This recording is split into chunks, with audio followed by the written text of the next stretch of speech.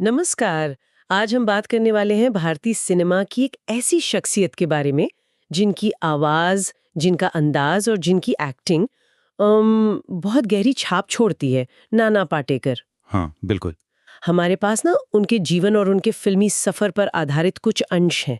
एक video script से लिए गए हैं ये। अच्छा। तो इनके जरिए हम कोशिश करेंगे कि नाना पाटेकर के काम की बारीकियों को समझें, उनकी जो खास पहचान है और जिंदगी के वो पहलू भी जिन पर शायद उतनी बात नहीं होती। सही। और जाहिर है उनकी वो गूंजती हुई आवाज और यादगार डायलॉग्स, उन पर तो बात होगी ही। जरूर। चलिए इस पर थोड़ी और बात करते हैं। स्वागत है। और नाना पाटेकर का भारतीय सिनेमा में एक बहुत ही खास मकाम है, इसमें तो कोई शक नहीं। हाँ।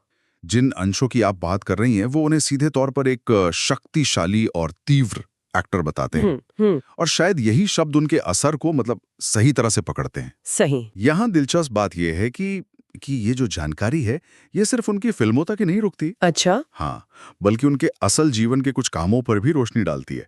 तो उससे हमें एक ज्यादा पूरी तस्वीर मिलती है ना। हाँ बिल्कुल, एक ऐसे कलाकार की जिसका दायरा सिर्फ स्क्रीन तक नहीं है। बिल्कुल। हाँ, और उनकी कहानी की जड़ें भी काफी मजबूत है। जो जानकारी है उसके हिसाब से जन्म 1 जनवरी 1951 महाराष्ट्र में। कई लोग तो उन्हें सीधे हिंदी फिल्म इंडस्ट्री से ही जोड़ते हैं, पर जैसा इन अंशों में बताया गया है उनका सफर मराठी थिएटर से शुरू हुआ। हाँ, ये अहम बात है। ये बात जरूरी है क्योंकि थिएटर की जो ट्रेनिंग होती है ना, वो अक्सर एक्टर के क्राफ्ट को एक अलग धार देती है। एक अनुशासन लाती है। हाँ, अनुशासन, जो बाद में उनके स्क्रीन प्रेजेंस में दिखता भी है। हमें बताया गया है कि बॉलीवुड में आने से पहले उन्होंने मराठी स्टेज पर काफी काम किया, अपनी एक्टिंग को मांझा। तो यहाँ से कहानी थोड़ी और दिलचस्प हो जाती है, क्योंकि थिएटर का ये तजुर्बा उनके किरदारों में एक खास तरह की सच्चाई लाता दिखता है। आपकी बात सही है। और थिएटर की वो मेहनत, वो तपस्या उनके फिल्मी किरदारों में साफ दिखती है। हाँ। हमारे पास जो डिटेल्स हैं वो खास तौर पर परिंदा, क्रांतिवीर और अब तक 56 जैसी फिल्मों का जिक्र करते हैं। आइकॉनिक फिल्में हैं ये तो। बिल्कुल। इन अंशों के मुताबिक ये वो फिल्में हैं जिन्होंने नाना पाटेकर को सिर्फ एक एक्टर से एक लेजेंड बनाने में बड़ा रोल निभाया। सही। अगर हम इसे जरा बड़े पैमाने पर देखें तो ये रोल सिर्फ उनके करियर के माइलस्टोन नहीं थे। इन्होंने हिंदी सिनेमा में हीरो और विलन की जो बनी बनाई इमेज थी ना, उसे भी चैलेंज किया। हाँ, ये बात तो है। सोचिए, परिंदा का अन्ना सेठ 1989 की फिल्म है। वो किरदार आज भी रोंगटे खड़े कर देता है। बिल्कुल। उसकी क्रूरता में एक अजीब सी शांति थी जो उसे और ज्यादा डरावना बनाती थी। ये उस जमाने के लाउड विलन से एकदम अलग था। एकदम। अन्ना सेठ का किरदार तो जैसे हिंदी सिनेमा में अंडरवर्ल्ड दिखाने का एक नया चैप्टर ही लिख गया। सही काम। और फिर क्रांतिवीर 1994 की प्रताप नारायण तिलक। क्या बात है। एक बेरोजगार, जिंदगी से हारा हुआ सा लड़का जो बाद में करप्ट सिस्टम के खिलाफ आवाज उठाता है। उसके डायलॉग्स, उसकी वो आग। वो सिर्फ डायलॉग नहीं लगते थे, जैसे पूरे समाज का गुस्सा पर्दे पर दिख रहा हो। हाँ, क्रांतिवीर के डायलॉग्स का जिक्र इन अंशों में खास तौर पर किया गया है। प्रताप का वो मोनोलॉग। हाँ, वो लंबा वाला। हाँ, आज भी लोगों को याद है और कहा जाता है कि उसने उस वक्त के सोशल पॉलिटिकल माहौल पर भी असर डाला था। हो सकता है, बिल्कुल। फिर अब तक 56 2004, एनकाउंटर स्पेशलिस्ट साधु अगाशिब, एक कॉम्प्लेक्स ग्रे शेड वाला किरदार। हाँ, ना अच्छा ना बुरा, बिल्कुल। अपने काम को लेकर डेडिकेटेड लेकिन सिस्टम की सच्चाइयों से जूझता हुआ। इन किरदारों की खासियत थी उनकी इंटेंसिटी। तीव्रता और उनका असलियत के करीब होना जी। ये लार्जर देन लाइफ होते हुए भी कहीं ना कहीं जमीन से जुड़े लगते थे। और उनकी एक्टिंग का स्टाइल, जो दस्तावेज हमारे पास हैं, वो साफ तौर पर यथार्थवादी अभिनय, कच्ची भावनाएं और ज्वलंत संवाद जैसी बातें बताते हैं। ऐसा लगता है जैसे वो इमोशंस को कंट्रोल करके नहीं दिखाते, बल्कि उन्हें उनके असली रूप में पूरी शिद्दत से बाहर आने देते हैं। हाँ, रॉनेस है उसमें। और उनकी आवाज, उस आवाज में एक ठहराव है, एक वजन है। डिटेल्स बताते हैं कि उनका डायलॉग बोलने का अंदाज दर्शकों को अक्सर अवाक कर देता है। सही। ये सिर्फ आवाज का भारीपन नहीं है, बल्कि शब्दों पर उनका कंट्रोल, पॉज का इस्तेमाल और हर शब्द के पीछे जो यकीन महसूस होता है, हाँ। वो कमाल है। निश्चित तौर पर आवाज और डायलॉग डिलीवरी उनकी पहचान का एक अहम हिस्सा है। बिल्कुल। हमारे सूत्र ये भी बताते हैं कि उन्हें नेशनल अवार्ड्स भी मिले हैं, जो उनके क्राफ्ट की क्वालिटी को दिखाता है। हाँ, ये जरूरी बात है। और ये जानना भी जरूरी है कि ये सिर्फ तेज या विस्फोटक डायलॉग नहीं होते हमेशा। हाँ। अक्सर उनके डायलॉग्स में एक सोशल कमेंट्री होती है। हाँ। एक फलसफा या जिंदगी का कोई कड़वा सच छिपा होता है। सही। और जो यथार्थवादी अभिनय की बात है ना, हाँ। उसका मतलब है कि वो किरदारों की जो इंसानी कमजोरियां हैं, उनकी उलझनें हैं, उनको बिना किसी बनावट के सामने लाते हैं। चाहे किरदार कितना भी नेगेटिव क्यों ना हो, उसमें एक इंसानी पहलू ढूंढ लेते हैं। इमोशंस को पर्दे पर उतारने का उनका तरीका बहुत बहुत सहज और सच्चा लगता है। हाँ, जिससे ऑडियंस कनेक्ट कर पाती है, बिल्कुल। सीधे तौर पर जुड़ जाती है। और यही सच्चाई और ईमानदारी शायद उनके पर्दे के बाहर के व्यक्तित्व का भी हिस्सा है। हमें जो जानकारी मिली है उसके आखिर में एक बहुत अच्छी लाइन है। क्या है?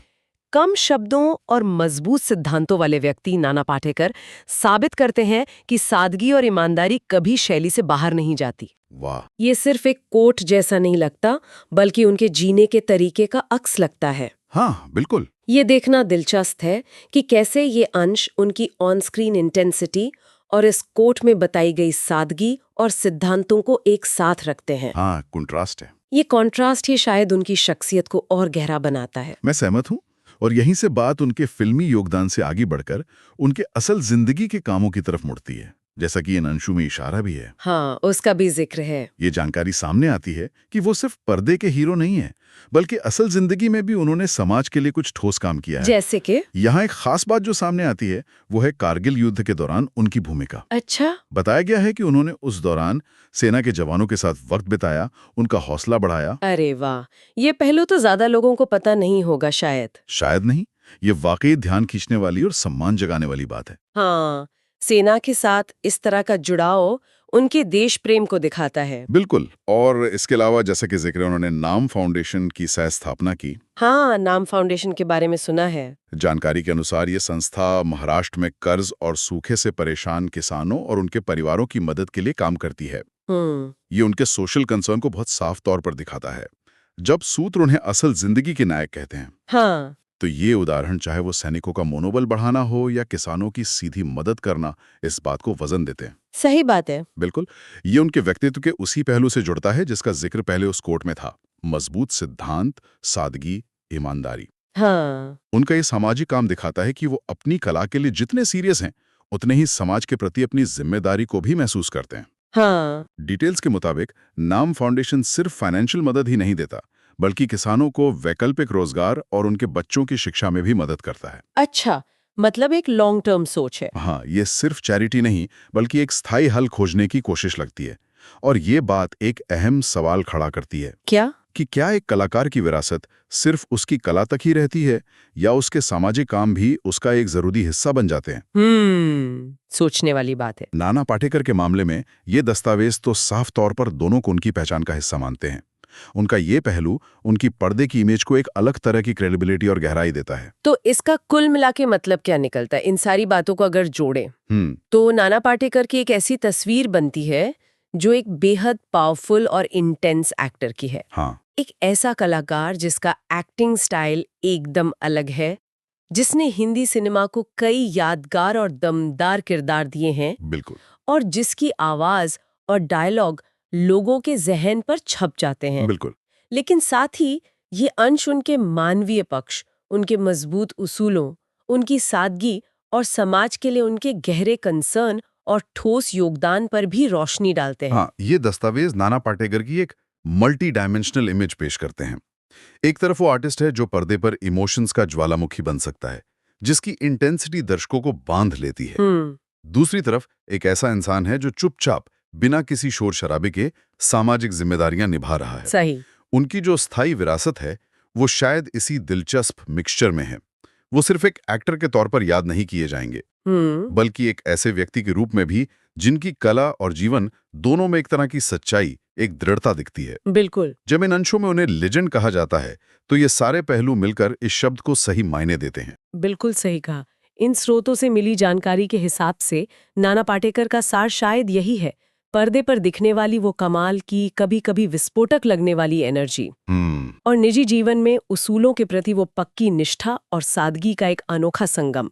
उनकी कला और उनके सामाजिक काम दोनों मिलकर उनकी पूरी शख्सियत बनाते हैं। और ये सब हमें सोचने पर भी मजबूर करता है कि पर्दे पर अक्सर इतने उग्र, गुस्सैल, सिस्टम से टकराने वाले किरदारों को निभाने वाले एक्टर का व्यक्तित्व और पर्दे के पीछे इतनी शांति और समर्पण से सामाजिक कामों में लगे एक व्यक्ति का, ये जो विरोधाभासी सा लगने वाला मेल है, हाँ। ये किसी एक्टर की स्थायी पब्लिक इमेज को आखिर किस तरह से गढ़ता है? हम्म क्या इसी कॉन्ट्रास्ट की वजह से उनकी अपील और ज्यादा गहरी और स्थायी हो जाती है? ये एक इंटरेस्टिंग सवाल है। हाँ, ये एक ऐसा विचार है जिस पर दर्शक खुद भी सोच सकते हैं।